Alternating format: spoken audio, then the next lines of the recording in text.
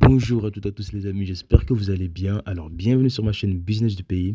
Je pense que le sujet aujourd'hui les amis va intéresser la communauté parce que le sujet aujourd'hui est sur comment faire grossir ces poulets de chair. Alors on va plutôt dire les points que vous devez appliquer obligatoirement pour faire croître rapidement le poids de vos volailles.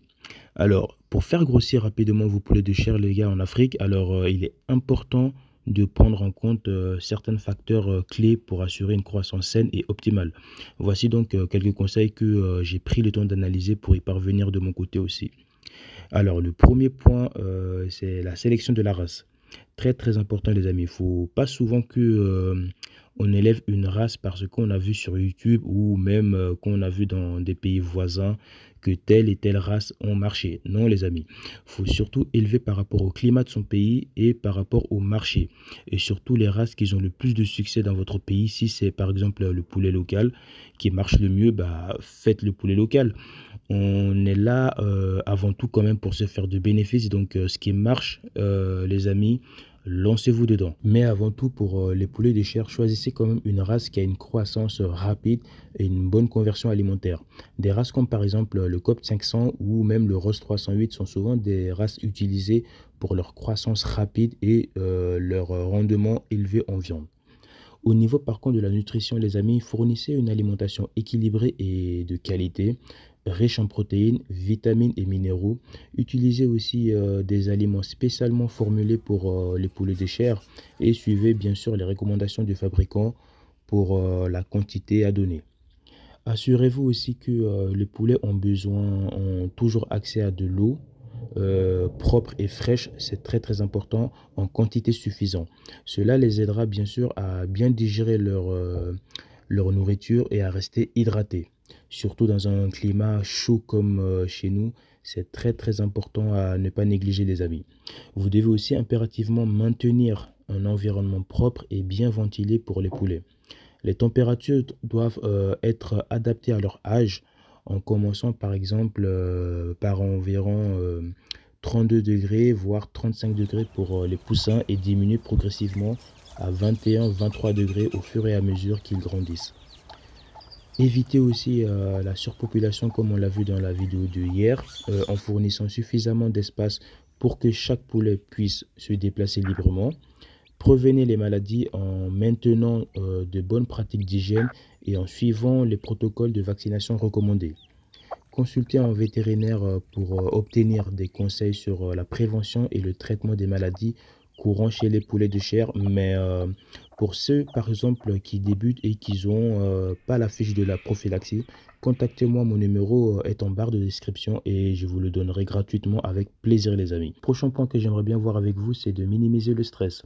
J'ai fait une vidéo hier pour détailler ce point qui est crucial pour votre élevage, enfin surtout pour la réussite de votre élevage. Donc pour ceux qui ne l'ont pas vu, je vous invite à la regarder. Je vais vous l'afficher à la fin de la vidéo et vous aurez juste qu'à cliquer dessus pour la regarder. Donc minimiser le stress des poulets en évitant les perturbations soudaines, en maintenant un environnement calme et en fournissant suffisamment d'espace pour éviter les comportements agressifs.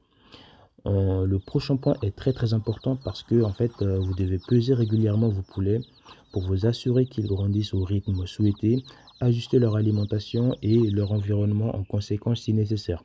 Ça, c'est un point qui est très très important car beaucoup ne font pas le suivi du poids et du coup, on finit par être surpris. Assurez-vous les amis que les poulets bénéficient d'un éclairage approprié.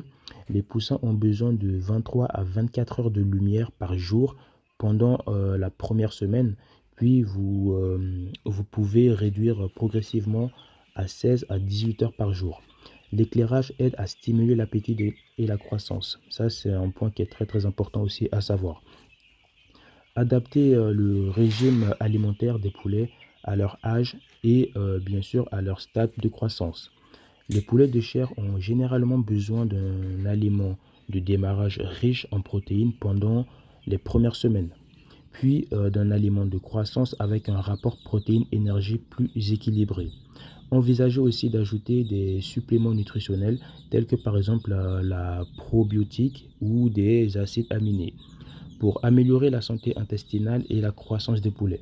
Ça, c'est très important aussi pour que vous pourriez mettre aussi en place. Au niveau de la formation, les amis, alors pour ceux qui regardent la vidéo, vous êtes déjà sur la bonne voie. Alors, il faut toujours se former jusqu'à vous serez, on va dire, par exemple, on va dire plutôt des pros dans le domaine. Parce qu'il n'y a que comme ça vraiment qu'on peut dire, enfin, on va dire qu'on peut réussir et gagner aussi surtout en temps. Donc, les amis, informez-vous et formez-vous régulièrement sur les meilleures pratiques d'élevage de poulets de chair. Partagez vos connaissances aussi avec les personnes qui travaillent avec vous, c'est très important pour garantir que tout le monde suit les mêmes normes, très important.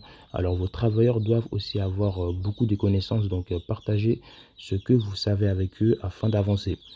Alors pour la biosécurité les amis, alors mettez en place des mesures de biosécurité pour minimiser les risques d'introduction et de la propagation des maladies.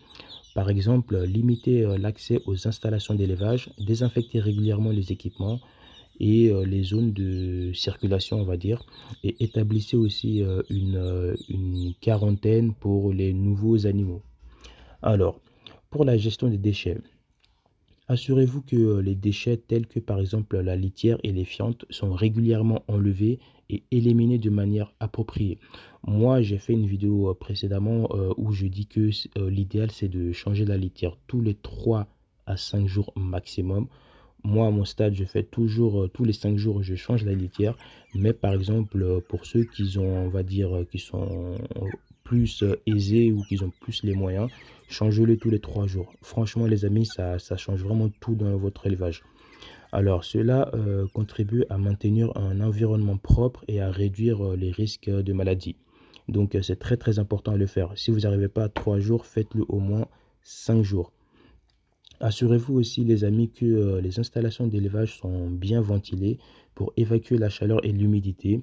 Utilisez les systèmes de refroidissement comme les brumisateurs ou même des ventilos, si nécessaire pour maintenir une température confortable. Sinon, la croissance, les amis, va chuter. J'ai déjà vécu ça, donc vraiment à prendre en compte.